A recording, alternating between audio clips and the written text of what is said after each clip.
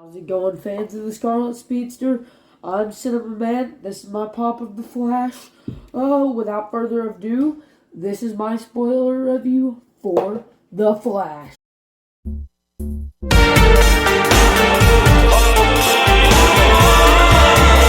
Alright, here before we get started, I would like to remind everyone to like and subscribe. That really helps the channel grow. We just hit 30 subs. Let's go. That is the most sad sentence that has ever came out of my mouth. And, just take a good look at this boy. Take a good look.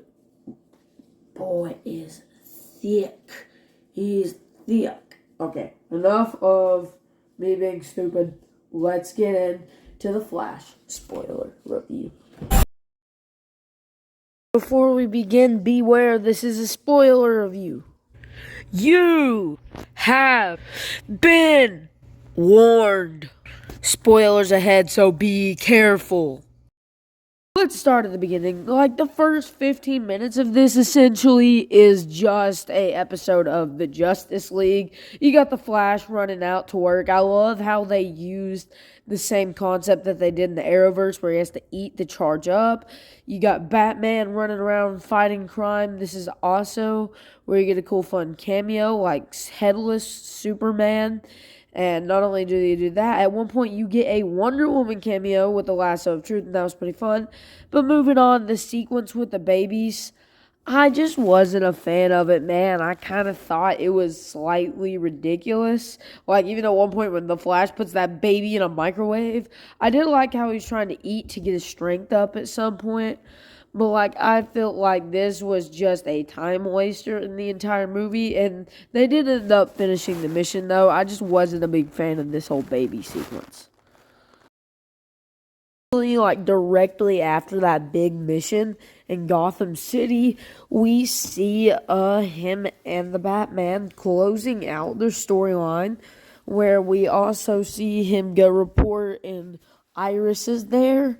And this is just like a fun moment, just seeing their version of Iris West in this universe, and the fact that they have known each other since they were little, and he wants to know that his dad is innocent. Well, anyway, I just love the way they closed out Ben Affleck's Batman storyline with him saying, "I'm gonna go grab a bite to eat," and then he goes and leaves. Doesn't just stop there. We also learned that Barry told him about the time where he time traveled and ran straight into the Chrono Ball. The Chrono Ball showed him the past, and this is basically where we get a future version of Barry.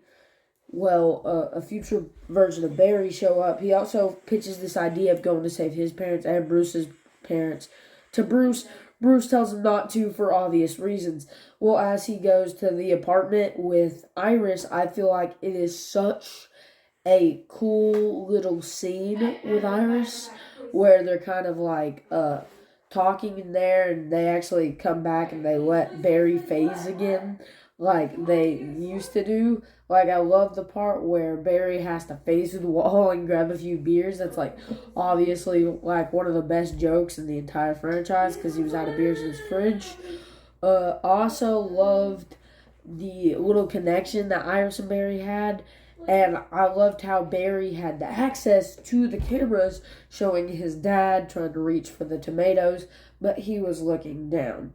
So to stop that, Barry gets an idea, has no contact, runs all the way back straight into that Chrono Ball, and moves the can of tomatoes to a universe where his mom lives. That creates an alternate strand of spaghetti, just how Michael Keaton Batman explained it. Like, I love how he just used that, made it sound so simple. That the way he did it made it sound so simple when it's really so complicated. So he has cooked the spaghetti, as they say at the end of the movie. He uncooks it, but not all the way, because there's another surprise cameo at the end of the movie. But as we continue on, we progress with the story. He gets to run through the Chrono Ball, but this time he sees his birthday, his parents loving him turning 18. But when he comes to reality, he sees the alternate version of himself, and it is just a super obnoxious person, and that is like one of the funniest things ever to see older Barry interact with young Barry. Just him like, oh, this is sick, dude. And how the different actors in movies change, like Kevin Bacon in Top Gun, and Michael J. Fox in Footloose, and that other actor whose name I can't remember in Back to the Future. I love how that was one of the biggest changes of the universe, and seeing him not getting his powers and trying to give that Barry his power so he can run through the Chrono Ball is really cool. And I also love the sentimental value about Monkey, because he doesn't know about his mom dies, which we do find out later in this big battle with General Zod, which is like one of the coolest sequences there. And at this, when he arrives, after this Barry gets his powers, we find out that General Zod is coming down. I love that joke where the other Barry phased through the floor just naked. And it was just so obnoxious, just showing how the mature Barry is going along with the newer Barry. And it's just such a funny joke that like comes off so creative when it's really one of the most least creative jokes in the DCEU. But that's one of my favorite things about the Flash movie was how Barry's dealing with his obnoxious self. Well, then we cut to the part where they have to go find Batman. They go to Bruce Wayne's manor like a million times. He's like, he's Batman? Yes, Barry, he's Batman. This is like one of those annoying parts. And then they have to go to Siberia and break out Superman, but they end up getting the next best thing, Supergirl. And it was kind of our team, like the Justice League. We had two Flashes, a Supergirl, and a Batman. And I just loved the way Michael Keaton Batman retired, because Gotham City is one of the friendliest places in the world now, because that Barry messed up the timeline. I just loved the way that they used, like, that he was just happy he had been retired for so long. He was happy to get back in it and fight again. Like, the way he was stitching up his stitches and smiling, just like, you can tell that Michael Keaton missed this. Like, he wanted to get back at the game. And we end up going to recreate the accident that gave Barry his powers, because Barry lost his powers. Also, I do want to mention, it is oddly awkward how weird it is when Barry runs. Like, he's like doing all these crazy positions and stuff like that, and it's just so weird. But then we get to the point where Barry gets his powers back thanks to Sasha Calle's Supergirl. She has to recharge on the roof for sunlight because she's Kryptonian. And then we get this insane fight with General Zod attacking, crap, I'm blanking here, guys, attacking Siberia.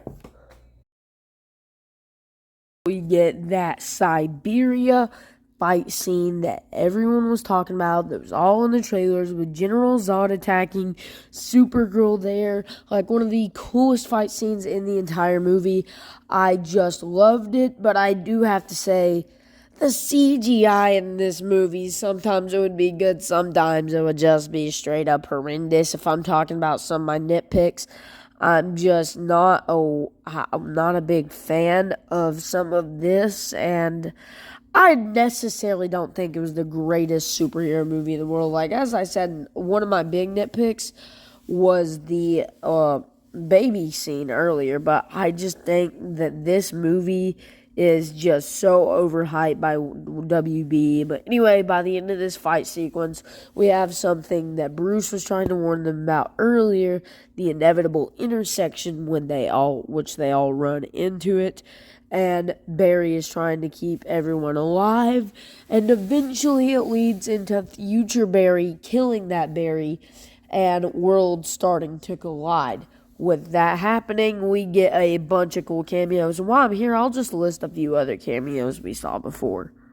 Okay, so real quick, starting it out earlier on in the movie, there was a phone call trying to get a hold of Aquaman, where he ends up calling Thomas Curry, which is one of the biggest parts. We find out Arthur Curry is a dog in this universe, and that was like Dog Aquaman was like one of the funniest moments in the entire movie, if you ask me.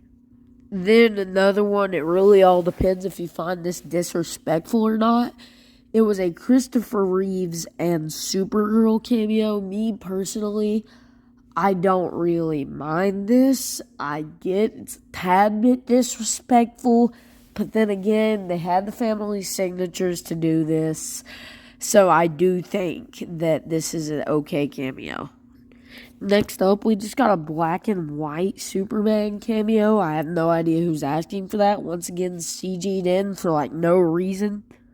Then we get our only hint to the Arrowverse this entire movie, and it's Jay Garrick. And just like, what? Like, come on. If you're going to do a Arrowverse cameo, do Grant Gustin. It was pretty cool to see, like, my audience liked it, but I don't know. Then we just get a Nicolas Cage as Superman cameo, which is one of my favorite cameos in the entire movie. Next up, there was an Adam West Batman cameo. It just depends on how you feel about this. I mean, me personally, I was kind of mixed on it. But anyway, let's get back to the ending. Straight in the end of it here, it's just the Flash at the very end. After he returns home from the Chrono Bowl, he decides to erase everything he done by going back in time and returning to tomatoes. But not only does he do that, but he moves them upward so his dad's face is facing the camera, freeing his dad in the present day court scene. Now, as he leaves, he gets a call from Bruce Wayne, and he's like, I missed you. Hops out of the car, uses DC's F-bomb. Who the F is this guy? And it's none other than George Clooney Batman. But yeah, that is the ending to The Flash. And one last thing.